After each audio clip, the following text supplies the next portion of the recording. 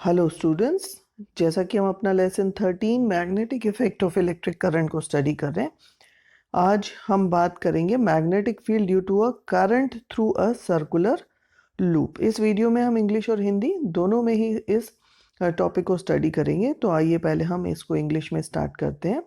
First of all, magnetic field due to current through a circular loop, इसके क्या क्या important points हैं इसको हम देखते हैं। पहला पॉइंट हमारा क्या कह रहा है, it is represented by a concentric circle eight every point. यहाँ पर आप देख सकते हैं कि किस तरह से कंसेंट्रिक सर्कल फॉर्म हो रहे हैं। ये जो आपको लूप नजर आ रहा है इसमें करंट कैरी हो रहा है और इसके चारों तरफ मैग्नेटिक फील्ड डेवलप हो रही है। These circles becomes larger and larger as we move away. जैसा कि आप देख रहे हैं कि अगर हम इस सर्कल से दूर जा रहे हैं तो आप सर्कुलर लूप से, तो आप देख रहे हैं कि किस तरह से ये जो मैग्नेटिक फील्ड के जो सर्कल्स हैं वो बड़े होते जा रहे हैं। Every point on current carrying wire would give rise to magnetic field, कि इस सर्कुलर लूप में आप कोई भी पॉइंट ले लें वहां पर मैग्नेटिक फील्ड डेवलप हो रही है।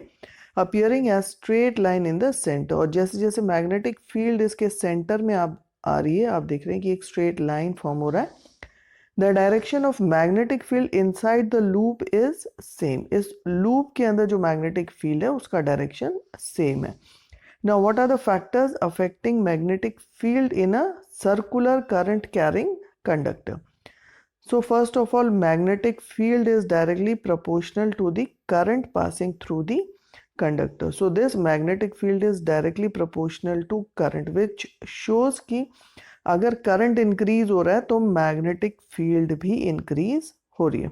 Second point is magnetic field is inversely proportional to distance, यानी कि जैसे जैसे जो करंट कैरिंग कंडक्टर है उससे अगर डिस्टेंस दूर होता जाएगा तो मैग्नेटिक फील्ड भी कम होती जाएगी। So more is the distance, less will be the magnetic field. Now third is magnetic field is directly proportional to the number of turns in the coil. So magnetic field is directly proportional to number of coils. These turns, जैसे यहाँ पर आप एक circle देख रहे हैं, इस तरह से अगर n number of turns है मीन्स उतना ही हर एक लूप में अगर करंट फ्लो कर रहा है मीन्स वो मल्टीप्लाई कर रहा है, इतना करंट उसमें डेवलप हो रहा है। So that means if more are the number of turns more will be the magnetic field. Next is the magnetic field is additive in nature, that is magnetic field of one loop adds to the magnetic field of another loop. This is because the current in each circular turn has some direction. जैसा कि अभी हमने देखा कि किस तरह से अगर more than one loop is present, so the magnetic field will multiply or the magnetic field of one loop will add to the magnetic field of another loop, because each loop is having some direction, और ये जो है total magnetic field जो है वो multiply हो जाता है, इसलिए नंबर ऑफ टर्न्स जो है इंक्रीज होने से मैग्नेटिक फील्ड इंक्रीज हो रही है। Now what is a solenoid? This is also important from the exam point of view. A coil of many circular turns of insulated copper wire wrapped closely in a cylindrical form. जैसा कि यहाँ पर आप देख रहे हैं कि ये जो कॉइल आपको नज़र आ रही है इसको हम याद कर सकते हैं कि जो हमारे पेन्स होते हैं उनमें जो स्प्रिंग होता है, it is similar to that. Now magnetic field of a solenoid is similar to that of the bar magnetic. It is uniform inside the solenoid and represented by parallel field lines. जैसा कि आप देख रहे हैं यहाँ पर solenoid के अंदर ये सेम है एट एवरी पॉइंट और पैरेलल इसमें लाइंस हैं। Now direction of the magnetic field outside the solenoid हमें पता है कि that is from north to south, और उसके अंदर सोलोनॉइड के अंदर है from south to north. Now solenoid can be use to magnetize a magnetic material like soft iron. Now next is the difference between electromagnet and a permanent magnet. So electromagnet is a temporary magnet which can be easily magnetized, whereas permanent magnet, it cannot be easily magnetize, और electromagnet को हम easily demagnetize कर सकते हैं। Electromagnet की strength can be varied, whereas permanent magnet it has a fixed strength. Now polarity can be reversed in case of electromagnet and polarity cannot be reversed in case of permanent magnet. Means जो हमारा north pole है उसको हम south कर सकते हैं, तो हम वो चेंज कर सकते हैं in case of electromagnet. Fourth है generally electromagnets are the strong magnets whereas permanent are the weak magnet. So these are the difference between electromagnet and permanent magnet. So first question, what are the factors affecting magnetic field of a circular current carrying conductor? जैसा कि अभी हमने देखा, what are the factors? So these, as we are seeing here, these are the factors affecting the current carrying conductor. So the first factor is the magnetic field, that is directly proportional to the current passing through it. Magnetic field is inversely proportional to the distance, and magnetic field is directly proportional to the number of turns. So this is the answer of the first question. Second question is, consider a circular loop of wire lying in a plane of a table. Let the current passing through the loop is clockwise, applying the right hand rule to find the direction of the magnetic field inside and outside the loop.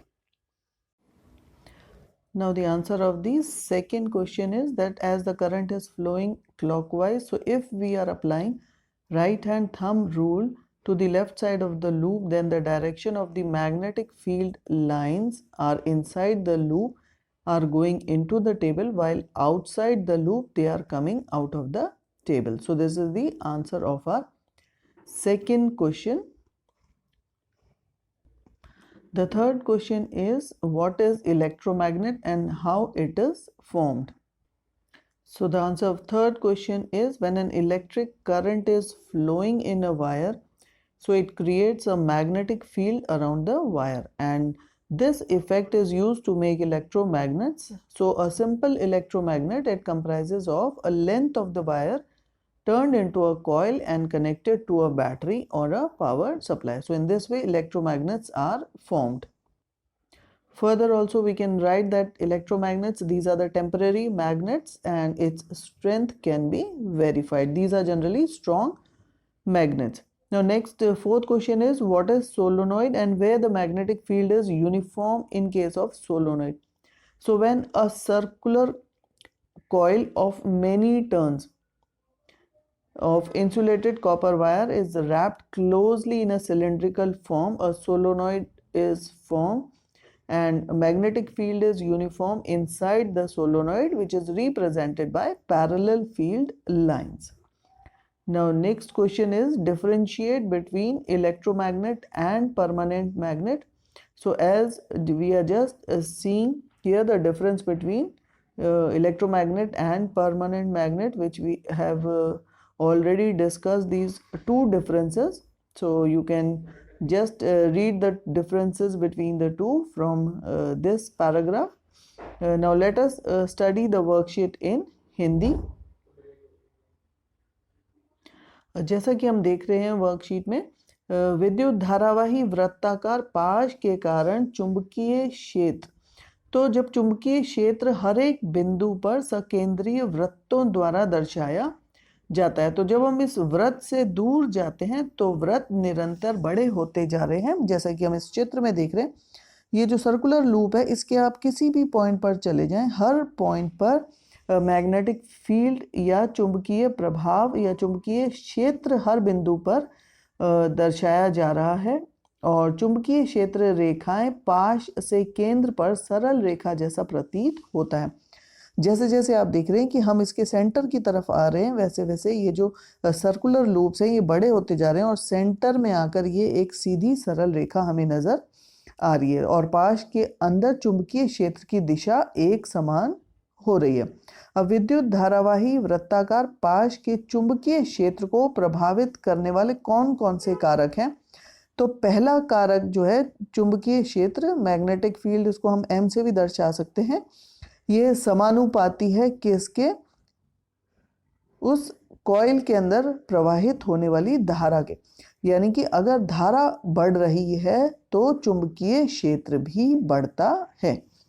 दूसरा है कि ये चुंबकीय क्षेत्र जो है व्युत्क्रमानुपाती है दूरी से, यानी कि जितनी अधिक दूरी होगी, मान लीजिए ये जो लूप है इसमें करंट बह रहा है, तो इससे हम जितना दूर होते जाएंगे, जितनी दूरी बढ़ती जाएगी, उतना ही चुंबकीय क्षेत्र का प्रभाव कम होता जाएगा।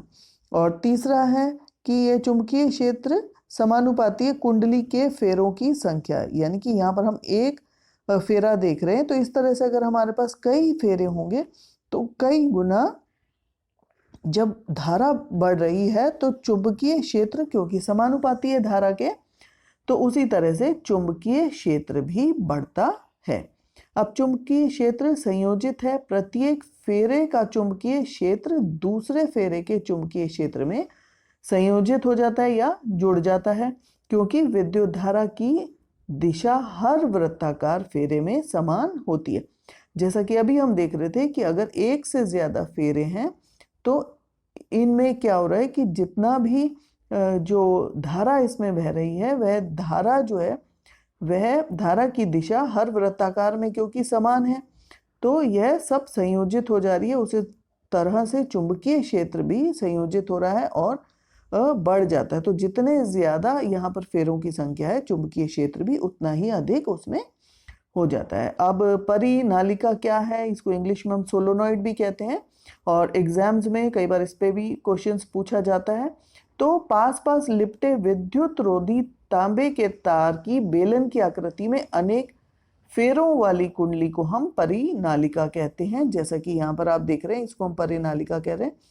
और इसको हम कंपेयर कर सकते हैं कि जैसे हमारे जो बॉल पेन होते हैं उसकी जो उसके अंदर जो स्प्रिंग होती है, उससे भी आप इसको कंपेयर कर सकते हो। परिनालिका का चुंबकीय क्षेत्र छड़ चुंबक जैसा ही होता है और इसके अंदर का चुंबकीय क्षेत्र समान होता है, समानांतर रेखाएं होती है, जैसा कि हमें यहाँ पर चित्र में नजर आ रहा है। अब चुंबकीय क्षेत्र की दिशा परिनालिका के बाहर तो वही उत्तर से दक्षिण की दिशा में है और परिनालिका के भीतर दक्षिण से उत्तर की तरफ होती है। परिनालिका का उपयोग किसी चुंबकीय पदार्थ जैसे नरम लोहे के चुंबक बनाने में इसका उपयोग किया जाता है। अब स्थायी चुंबक और विद्युत चुंबक में क्या अंतर है उसको एक बार हम देखते हैं। विद्युत चुंबक जो है वह एक अस्थायी चुंबक होता है, अतः आसानी से इसका चुंबकत्व हम समाप्त कर सकते हैं, और स्थायी चुंबक जो है इसका चुंबकत्व समाप्त नहीं किया जा सकता। विद्युत चुंबक की शक्ति को हम बदल सकते हैं, जबकि स्थायी चुंबक की शक्ति निश्चित होती है। विद्युत चुंबक की ध्रुवीयता बदली जा सकती है, अर्थात कि इसके जो उत्तर और दक्षिण ध्रुव हैं वो हम बदल सकते हैं, जबकि स्थायी चुंबक में हम उनको नहीं बदल सकते। और जो हमारी विद्युत चुंबक है वह प्राय अधिक शक्तिशाली है, जबकि स्थायी चुंबक एक कमजोर चुंबक होती है। अब पहला प्रश्न अगर हम देखें, विद्युत धारावाही वृत्ताकार पाश में चुंबकीय क्षेत्र को प्रभावित करने वाले कारक कौन कौन से हैं। अभी हमने देखे कि उसको प्रभावित करने वाले कारक जो अभी 3 हम कारक देख रहे हैं यहाँ पर, कि पहला समानुपाती है चालक में प्रवाहित होने वाली धारा के, दूसरा व्युत्क्रमानुपाती है दूरी के, और तीसरा समानुपाती है कुंडली में फेरों की संख्या के। सेकंड क्वेश्चन अगर हम देखें कि मेज के तल पर पड़े तार के वृत्ताकार पाश पर विचार कीजिए। मान लीजिए कि इस पाश के दक्षिणावर्त विद्युत धारा प्रवाहित हो रही है, तो दक्षिण हस्त अंगुष्ठ नियम को अगर हम लागू करते हैं तो पाश के भीतर व बाहर चुंबकीय क्षेत्र की दिशा को हमें ज्ञात करना है। तो सेकंड प्रश्न में अगर हम देखें कि क्लॉकवाइज अगर इसमें मान लीजिए कि एक टेबल के ऊपर एक लूप है जिसमें करंट फ्लो हो रहा है, और ये करंट अगर क्लॉकवाइज फ्लो हो रहा है तो अगर हम दक्षिण हस्त अंगुष्ठ नियम का अगर हम इस लागू करें तो हमें ऐसा प्रतीत होगा कि मान लीजिए ये एक टेबल है, तो इस टेबल से इस तरह से ये इसमें जो है चुंबकीय क्षेत्र आ रहा है, तो चुंबकीय क्षेत्र लूप के अंदर लग रहा है कि जैसे टेबल से नीचे जा रहा है, और बाहर जो है लूप के बाहर हमें ऐसा लग रहा है कि टेबल के नीचे से ये चुंबकीय क्षेत्र रेखाएं आ रही हैं। तो इस तरह से हम इस चित्र को बना सकते हैं। तो लूप के अंदर ऐसा प्रतीत हो रहा है कि चुंबकीय क्षेत्र रेखाएं जो है वो टेबल से नीचे की तरफ जा रही है, और लूप के बाहर ऐसा लग रहा है कि टेबल में से चुंबकीय क्षेत्र रेखाएं बाहर की तरफ आ रही हैं। नेक्स्ट क्वेश्चन अगर हम देखें, विद्युत चुंबक क्या है, ये कैसे बनाया जा सकता है। तो विद्युत चुंबक एक अस्थायी चुंबक है, और इसको अगर हम बनाना चाहें तो एक विद्युत धारावाही परिनालिका का उपयोग करके उसके भीतर अगर हम कोई एक स्टील का या किसी छड़ का एक लोहे का टुकड़ा अगर हम रख दें चुंबकित करने के लिए, तो वह विद्युत चुंबक का उसमें निर्माण होता है। तो इस तरह से हम विद्युत चुंबक को बना सकते हैं, जो कि एक अस्थायी चुंबक है, और आसानी से इसका चुंबकत्व हम खत्म कर सकते हैं और इसकी शक्ति बदली जा सकती है, और प्राय इस तरह से जो विद्युत चुंबक बनती है वह अधिक शक्तिशाली होती है। अब परिनालिका क्या है, और परिनालिका में एक समान चुंबकीय क्षेत्र कहाँ होता है। तो फोर्थ का आंसर हम जैसा देख रहे हैं कि पास पास लिपटे विद्युत रोधी तांबे के तार की बेलन की आकृति के अनेक फेरों वाली कुंडली को हम परिनालिका कहते हैं, और परिनालिका के अंदर चुंबकीय क्षेत्र का एक समान है, वह समानांतर रेखाओं के द्वारा हम इसको दर्शा सकते हैं। नेक्स्ट हमारा क्वेश्चन है, विद्युत चुंबक और स्थायी चुंबक में क्या अंतर है। जैसा कि इसको हम पहले भी स्टडी कर चुके हैं, विद्युत चुंबक और स्थायी चुंबक। तो विद्युत चुंबक एक अस्थायी है, स्थायी चुंबक जो है इसका ये एक स्थायी चुंबक है, इसका हम चुंबकत्व समाप्त नहीं कर सकते, जबकि विद्युत चुंबक का हम आसानी से समाप्त कर सकते हैं। विद्युत चुंबक की शक्ति को हम बदल सकते हैं, इसकी ध्रुवीयता को हम बदल सकते हैं, और ये विद्युत चुंबक अधिक शक्तिशाली होते हैं, जबकि स्थायी चुंबक जो है वह उसकी शक्ति निश्चित होती है, ध्रुवीयता नहीं बदल सकते, और प्राय यह कमजोर चुंबक होते हैं। होप स्टूडेंट्स ये आज की वर्कशीट आपको क्लियर होगी, और इस वर्कशीट को आप करें, ध्यान से पढ़ें, समझें, और उसके पश्चात पहले अपने आप स्वयं प्रश्नों के उत्तर ढूंढें, और फिर इसके साथ आप उसको मेल करके और अपनी कॉपी में कर सकते हैं। और अगर अभी तक आपने मेरे चैनल को सब्सक्राइब नहीं किया है तो आप सब्सक्राइब कर सकते हैं। And thank you for watching this video.